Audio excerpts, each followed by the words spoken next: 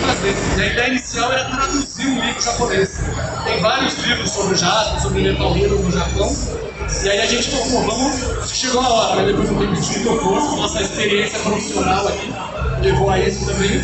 E aí a gente foi negociar com a Toei Company, que é a produtora. A gente queria trazer um livro japonês e traduzir para o português. E aí a Toei falou, mas vocês estão começando agora, vai ser difícil vocês conseguirem isso como editora. Então vamos começar um livro do zero, né? E foi, no final das contas, foi a melhor coisa que aconteceu, porque o livro japonês não traria a história no Brasil. E Jasper não foi grande coisa no Japão, ele foi no Brasil. No Brasil que Jasper é um ícone, no Brasil que ele é responsável por esse boom tão importante. No Japão não, é uma série que não deu certo. É uma série que foi e ninguém lembra mais do Jasper lá. Então, a gente trazer um livro do Japão não incluiria esse importante capítulo que é o Brasil, pô. Então a gente falou, não, é a melhor coisa mesmo, a melhor opção é conseguir a licença, conseguir as imagens, conseguir o material deles e criar nós um material aqui. Muito mais difícil, muito mais trabalhoso, mas o resultado, cara, é muito mais único. Esse é um livro único. E essa Sim, a história do Jasper no Brasil não é nem que ela estava mal documentada, ela nem estava documentada. Então a gente pegou ali, começou desde que essa fita VHS chega nas locadoras, então a gente tem a data agora que a fita chegou, que era a data que não tinha ainda, até o Jasper estrear na Rede Manchete da criança. Esse é o dia das VHS.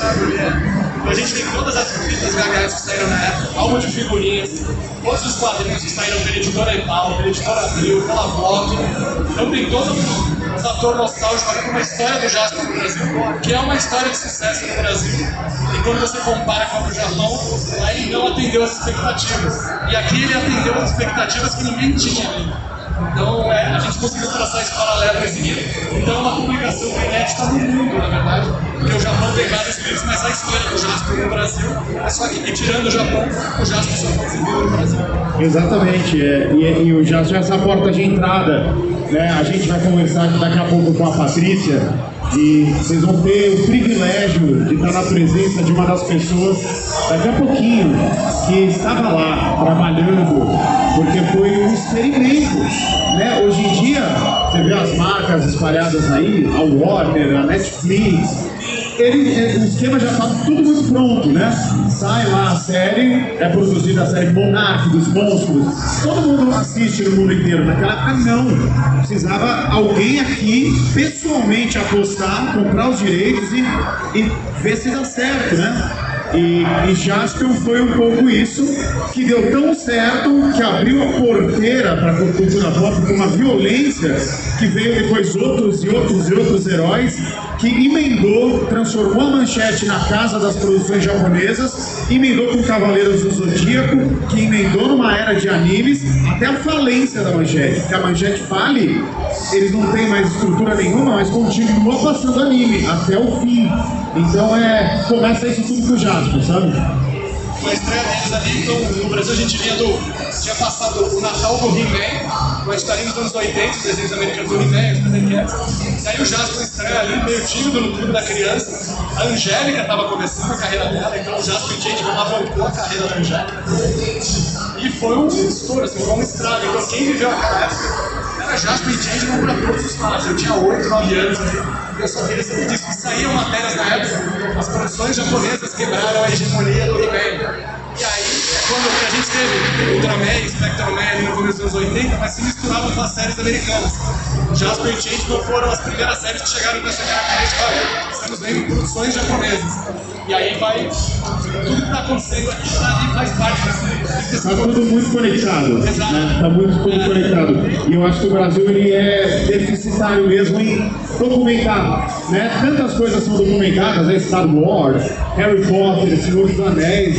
Nos falta livro contando essas histórias. No Brasil, na parte japonesa, é um espaço pouco ocupado.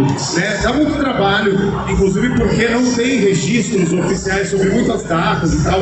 Eu acho que a gente, como editora Mozu, que acaba de chegar no mercado com esse livro do Jasper, a gente quer ocupar esse espaço. A gente quer brincar com a cultura pop, quer trazer, contar essa história e conseguir encapsular isso em produtos, seja ele livros ou até mesmo audiovisual. Eu acho importantíssimo você falar sobre comparar com outras obras, porque um detalhe super importante e super relevante é exatamente esse recorte, que é um olhar brasileiro, da experiência brasileira sobre essa obra, que não é uma obra nacional, né? Então, esse recorte é importantíssimo para a gente guardar na história também. É isso, faz parte da nossa história, gostem ou não gostem.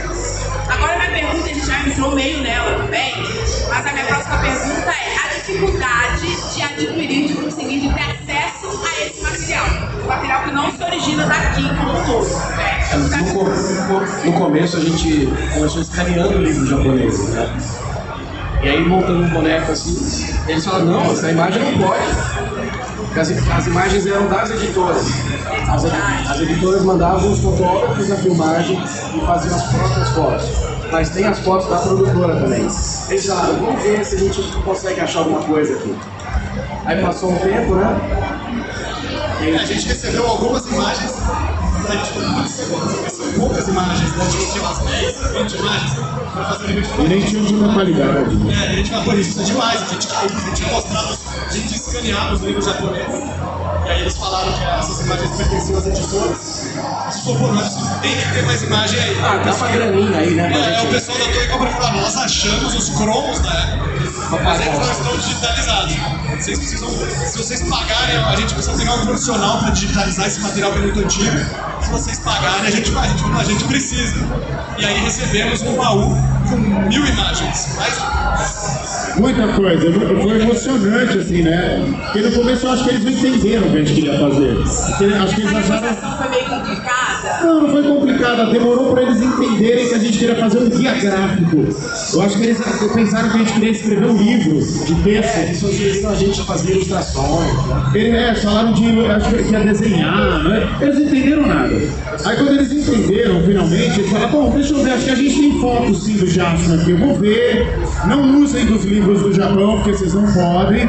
Aí passou uns meses, chegou um pacote, um zipão, com cerca de umas 1000 imagens deslumbrantes, episódio por episódio, ator por ator, e é isso que vocês veem aqui.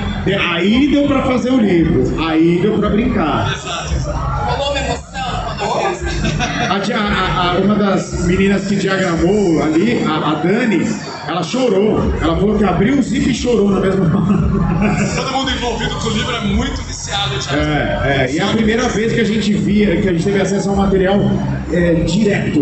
Muita foto inédita que não saiu em lugar nenhum. E fotos também que a gente viu, tipo essa aqui, ó, que tava nas VHS na época, a gente recebeu essa foto, e a gente falava, nossa, era aquela foto que a gente viu desde criança. Também. Bom, tem muita foto demais. Aliás, com a primeira leva que chegou de mais de 1000 fotos, a gente limpou tudo, fizemos uma decupagem, a gente mandou um e-mail. Eu acho que tem mais aí, hein? Acho que dá pra achar mais. Aí veio mais um pouquinho aí. A gente viu que a numeração faltava os números. Pô, cadê a foto entre essa e essa? Fala 001 JPEG, ficou 006 JPEG. Gente, cadê a 2, 3, 4? E tem alguma descoberta que só surgiu nesse processo de pesquisa? Uma coisa que vocês ainda não sabiam como fãs? A gente tem muita coisa da parte brasileira, coisas assim que só os fanáticos se importam mesmo, mas é legal, porque é documentação, é a parte brasileira. Data, por exemplo, a gente descobriu que Jaspion saiu em 86, quando se tinha meio que a ideia de que era 87. A gente descobriu que a primeira VHS saiu no final de 86. Essa daqui, né? Essa é uma VHS de 1986. Então, tecnicidades que estavam oficialmente mal documentadas, a gente conseguiu informação oficial e a gente, através da indicação da atriz que fez a Anri, pode abaixar um pouquinho, pode estar, obrigado.